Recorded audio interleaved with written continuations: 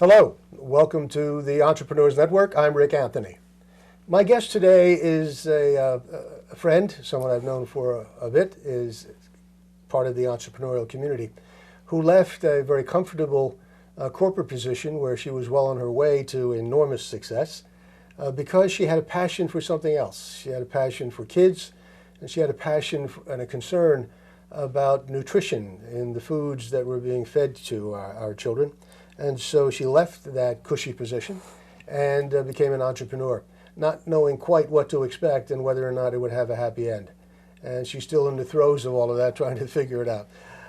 Denise Devine, welcome to the Entrepreneurs Network. Thank you, Rick. Thank you for being here. Denise is also a member of the Board of Trustees of Villanova University, as a Villanova grad.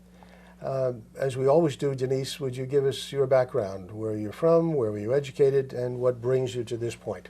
Sure. I grew up in Lebanon, Pennsylvania, a small town close to Hershey. I am the youngest of 5 children. I am a second-generation American. I got my undergrad degree, a BS in accounting from Villanova University, became a CPA, worked for one of the very large public accounting firms, Arthur Andersen. Was recruited out of there to work for a large integrated energy company, a Columbia Gas System, and then recruited to Campbell Soup, which was my last stop in the corporate world, the big corporate world. And I was, at that time, became very interested in consumer products, became absolutely passionate about nutrition. I also got a MBA from the Wharton School, University of Pennsylvania, and also started thinking about entrepreneurship while I was there. And to add to those credentials, Denise is a member of the Forum of Executive Women and co-founder of the Women's Investment Network.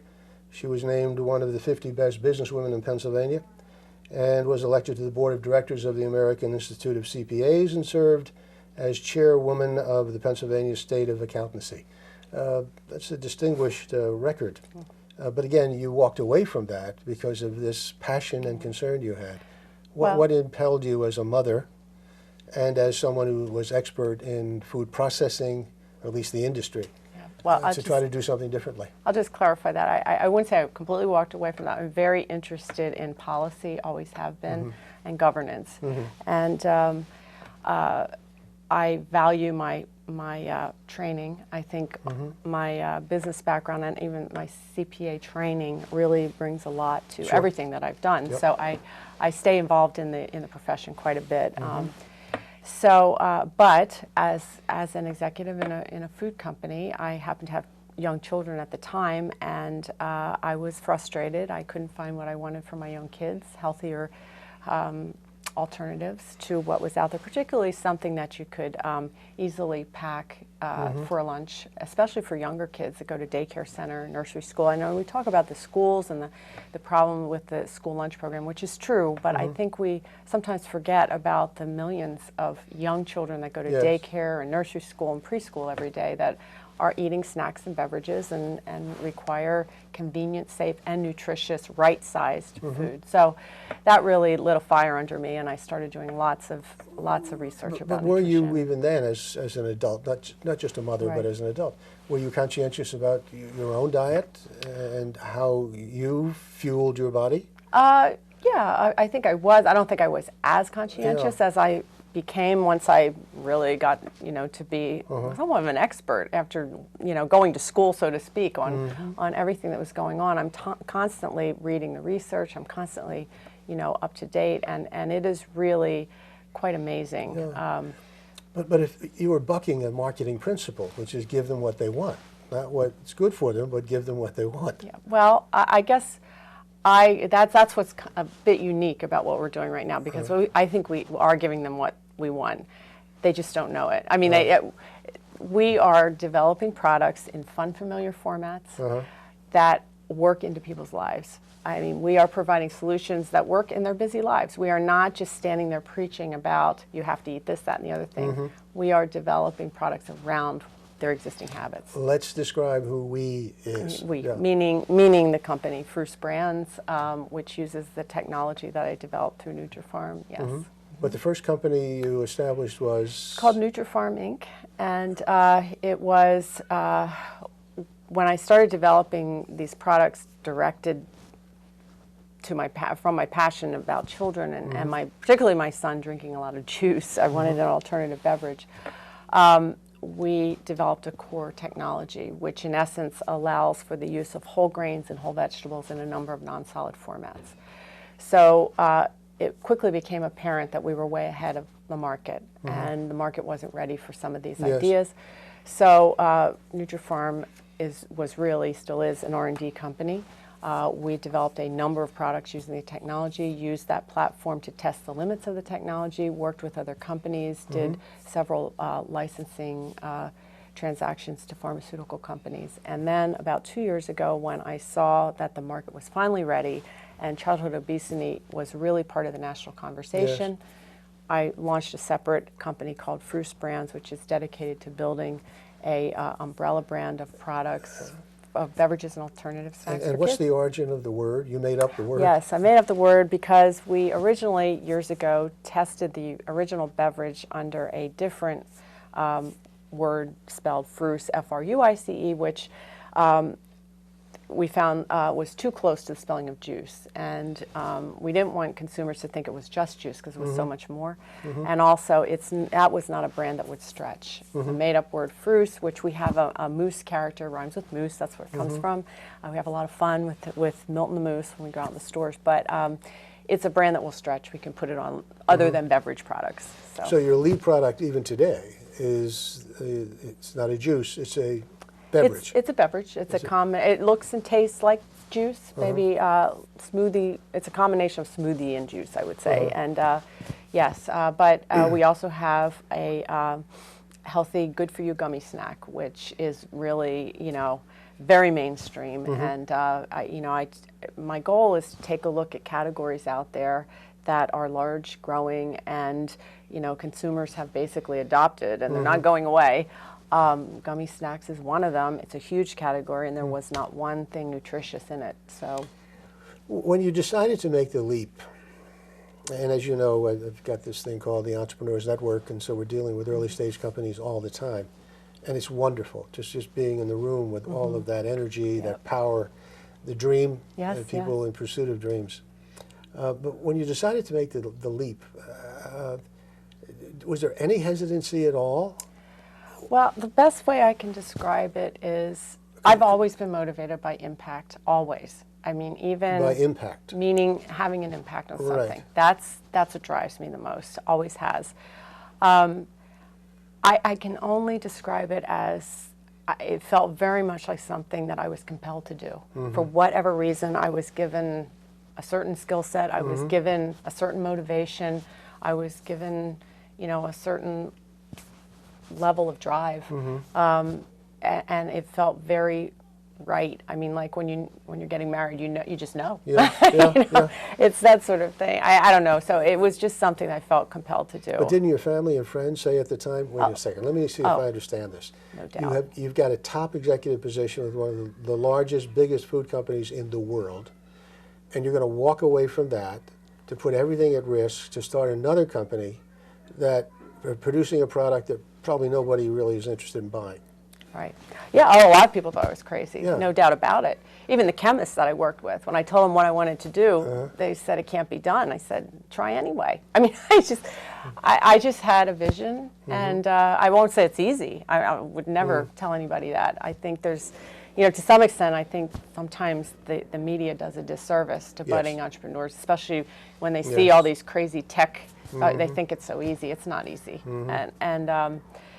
So, and then there's the old saying everybody says, at the end of your life, you regret the things you never tried. Right. Yep. So, yeah.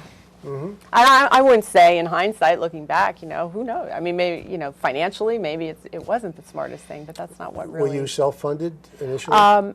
Initially, well, the R&D company got Ben Franklin Technology Partnership money, which was fabulous, and then we got some institutional money for that. And there certainly is some self-funding, and then for the Fruce Brands, we have a separate set of private investors. You were a bit ahead of your time when you Very. started, which was in 19... Well, we started developing the technology in the the mid-90s. Yeah. And And then, yeah, we were way ahead of our time. But Denise, in the meetings we have of the Entrepreneurs Network, I can't remember the number, except that it's a significant number, of nutritious foods, new beverages, power drinks. Okay. There seems to be stuff coming out all the time, all of them competing for money, shelf space, some sustainability in the market, a niche, some brand recognition, all the things that are part of your life. It's crowded. The field is so crowded. There's no doubt. How do you raise your hand, get above the noise level, and say, pay more attention to me because I'm better than the rest? That's a very good question. It's not an easy business. No. There's no doubt about it. And It the takes a margins lot are of. Well, it's an paper interesting thin. business. It's very different. It's like a hockey stick. There's a lot of investment up front in infrastructure. You have to, lay the bricks, so to speak. You got to get the networks in place. But once you hit that, then it's a repeat business. I mean, these are products people use every day. Yeah. So that's sort of the mechanics. But yes, how do you do that? Well, I mean, I would like to believe that we did it because we were the first to break through in this type of innovative product. We developed the technology. We also, I think, are a little different in that I saw putting my MBA hat on, I definitely saw, even though I was passionate about this space, I definitely saw a need and an opening in the market for young children. A lot of people are focused on kids, mostly school age and above. The baby food companies can't stretch their brands up. They've tried, it doesn't work.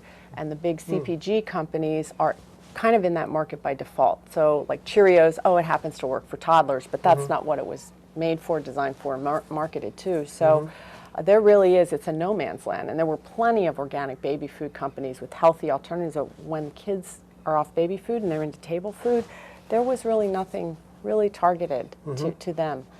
And But if the name of the game is distribution, and you've got to fight your way into the big chains and some of the specialty stores, that takes money, time, connections, network, luck. Yeah, luck, no doubt. And then hope if you do make the shelf, you're not there only for a week. Right. You're displaced by somebody else. That's right.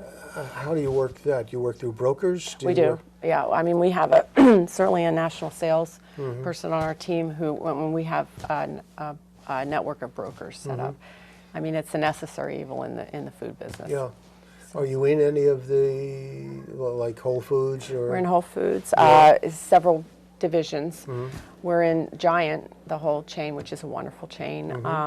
We're in several chains. Not Wegmans? No, Wegmans is kind of arrogant in the business these days because it's Wegmans. but we'll get there. Yeah, we'll get there. And everyone asks, why aren't you in Wegmans? Now, if somebody's interested in the product and they'd like to sample it, and they don't shop at Whole Foods or whatever, can they order online? Yes, we ship through online? our website. It's the same price as retail. It's just in bulk, right? And we're on Amazon.com also. What is the retail? The retail for the 4-pack of beverages is about $2.99, and then for the gummy snacks, it's anywhere from $3.49 to $3.99, and it's actually quite a bargain compared to like natural food type brands like Annie's. It's about $1 less on the shelf. What is a gummy snack? The gummy snack. What is it? It is a typical gummy bears, but they're shaped like moose heads. Yeah. That's their but it actually incorporates whole grains, and it has much less sugar. It has a very different nutritional profile. It's completely natural. So all the colors are all natural. All fruit and vegetable based. And so it delivers actually nutrition and a good source of fiber, every little pouch. So these products would be good for adults who are trying to watch their anybody. weight, Absolutely. maybe diet? I mean, they're packaged and marketed for kids, Yeah. but everybody loves gummies. In fact, they're being sold on some college campuses, to Really? my surprise.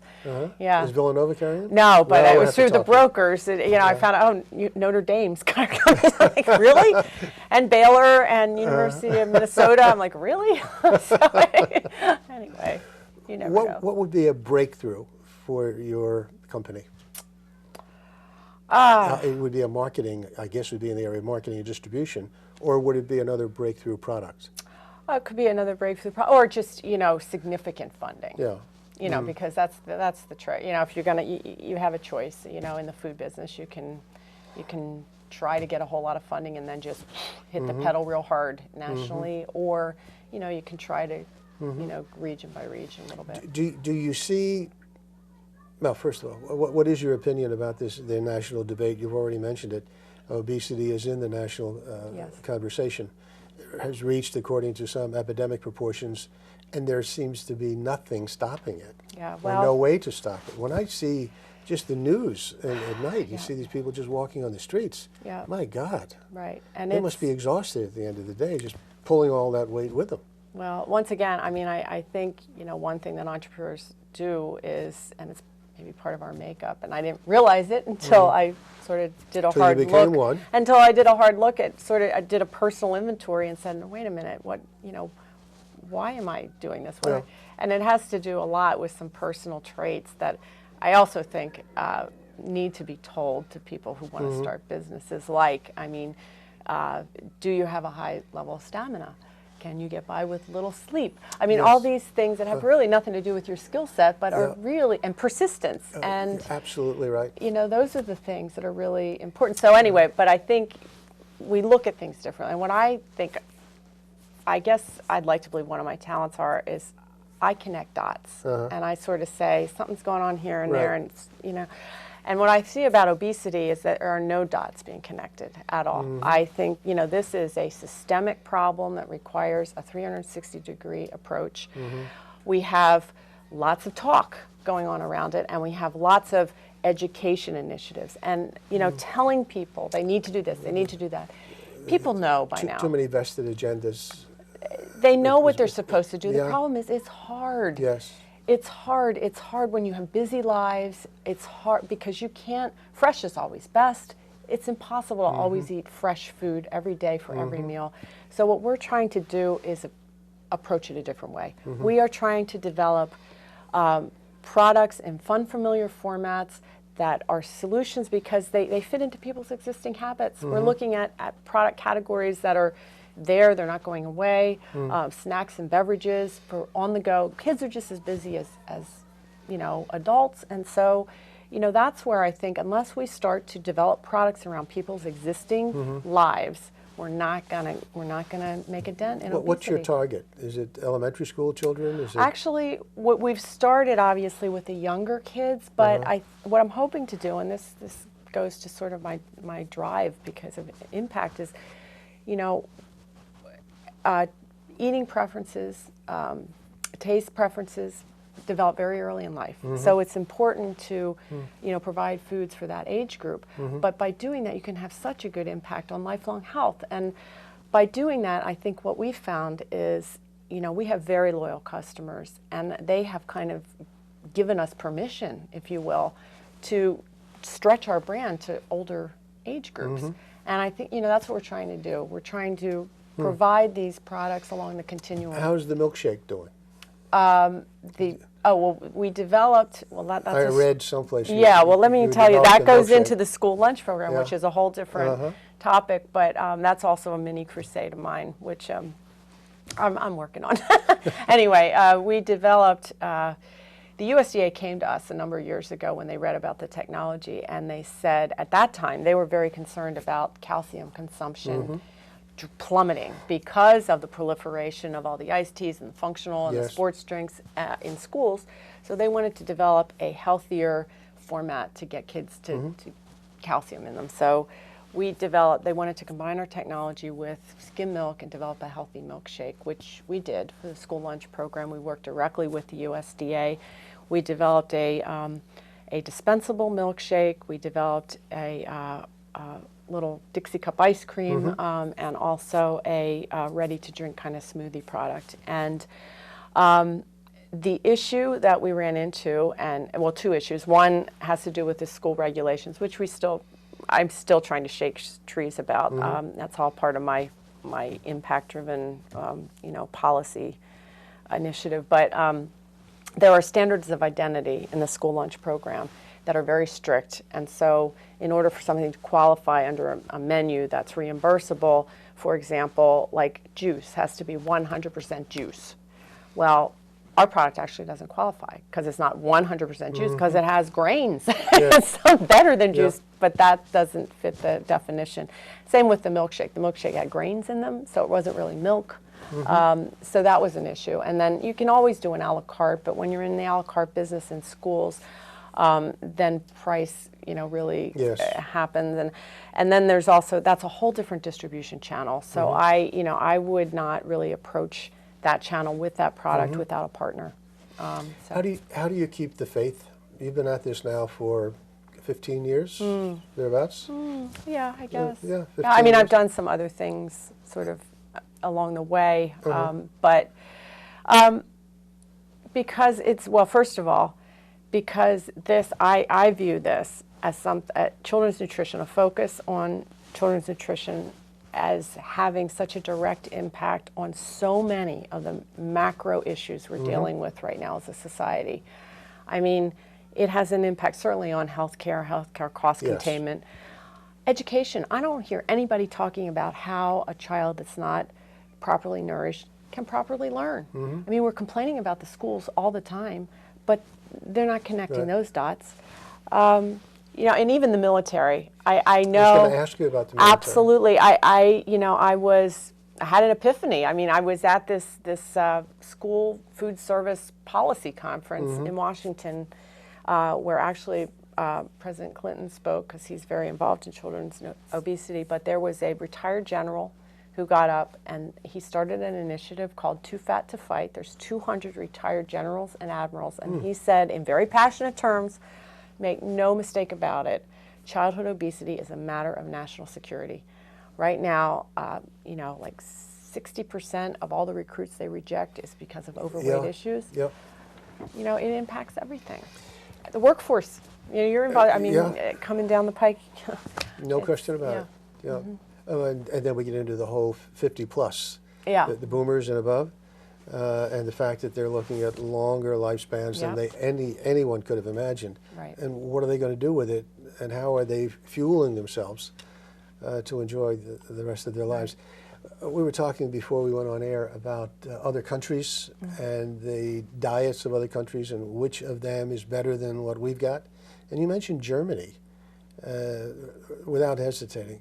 And as I said, I think of Germany, I think of heavy food. When my wife and I visited Germany, their breakfast, my God, meats and bread and cheese and all of the things we're not supposed to eat.